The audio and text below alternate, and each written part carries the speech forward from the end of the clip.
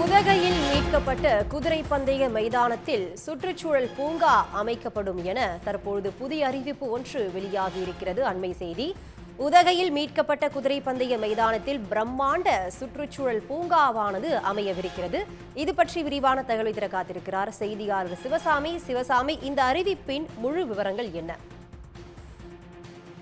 உதகை நகரின் மைய பகுதியில் 52.34 ஏக்கர் நிலம் வருவாய்த்துறைக்கு சொந்தமான நிலமாகும். இந்த நிலத்தை 1977ஆம் ஆண்டு மெட்ராஸ் ரேஸ் கோர்ஸ் நிர்வாகம் குத்தகைக்கு எடுத்தது. அதற்காக ஒவ்வொரு ஆண்டும் குறிப்பிட்ட தொகையை செலுத்தி வந்தது. இந்த மெட்ராஸ் ரேஸ் கோர்ஸ் நிர்வாகம் அந்த குதிரை பந்தயம் மைதானமாக மாற்றிய பின்னர் அதற்கான தொகையை செலுத்தி வந்த நிலையில் 2001ஆம் ஆண்டு வரை அதாவது அரசுக்கு செலுத்த வேண்டிய குத்தகை தொகையை ஒவ்வொரு ஆண்டும் செலுத்தி வந்தது. ஆனால் 2001ஆம் ஆண்டுக்கு பின்னர் குத்தகை உயர்வு உள்ளிட்ட பல்வேறு காரணங்களால் இந்த ரேஸ்கோர்ஸ் நிர்வாகம் அரசுக்கு செலுத்த வேண்டிய குத்தகை தொகையை செலுத்தாமல் இருந்து வருகிறது. இதனைத் தொடர்ந்து 2006ஆம் ஆண்டே இந்த நிலத்தை மீட்பதற்காக மாவட்ட நிர்வாகம் சென்னை உயர் நீதிமன்றத்தில் வழக்கு ஒன்றை தொடர்ந்தது.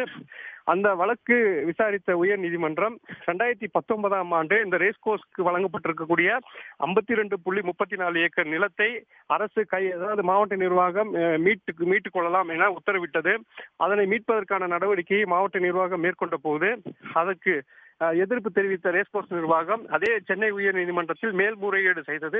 அந்த மேல்முறையீட்டு இந்த வழக்கானது கடந்த சில ஆண்டுகளாக நடைபெற்று வந்த நிலையில் கடந்த வாரம் 3 நீதிபதிகள் கொண்ட அமர்வில் விசாரணைக்கு வந்தது. அதனை விசாரித்த நீதிபதிகள் ரேஸ்கோர்ஸ் நிர்வாகம் சார்பாக மேல்முறையீடு செய்யப்பட்ட மனுவை தள்ளுபடி செய்ததை அடுத்து இந்த நிலத்தை மீட்பதற்கான நடவடிக்கை மாவட்ட நிர்வாகம் கடந்த சில நாட்களாக மேற்கொண்டு வந்த நிலையில் இன்று காலை வருவாய்த்துறையினர் அதிரடியாக இந்த நிலத்தை மீட்டிருக்கிறார்கள். மீட்டு இந்த இடமானது அரசுக்கு சொந்தமானது என்று அறிவிப்பு பலகை வைத்த நிலையில் தற்போது உடனடியாக மீட்கப்பட்ட ஒரே மணி நேரத்தில் தற்போது தோட்டக்கலைத்துறையிடம் அந்த நிலமானது ஒப்படைக்கப்பட்டிருக்கிறது.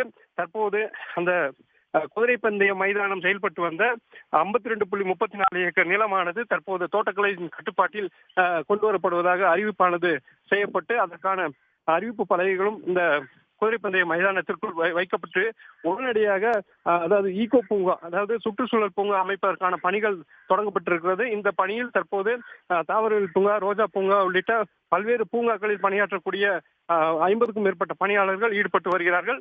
அதே போல தோட்டக்கலைத்துறையை சார்ந்த பல்வேறு அதிகாரிகளும் தற்போது இங்கு முகாமிட்டு பூங்கா அமைப்பதற்கான நடவடிக்கையை மேற்கொண்டு வருகிறார்கள். எவ்வாறு பூங்கா அமைப்பது, அதற்கான ஏற்பாடுகள் என்னென்ன செய்ய வேண்டும் என்பது குறித்து திட்டமிட்டு வருகிறார்கள். உடனுக்குடன் செய்திகளை தெரிந்து கொள்ள சன் நியூஸ் பெல் ஐகானை கிளிக் பண்ணுங்க.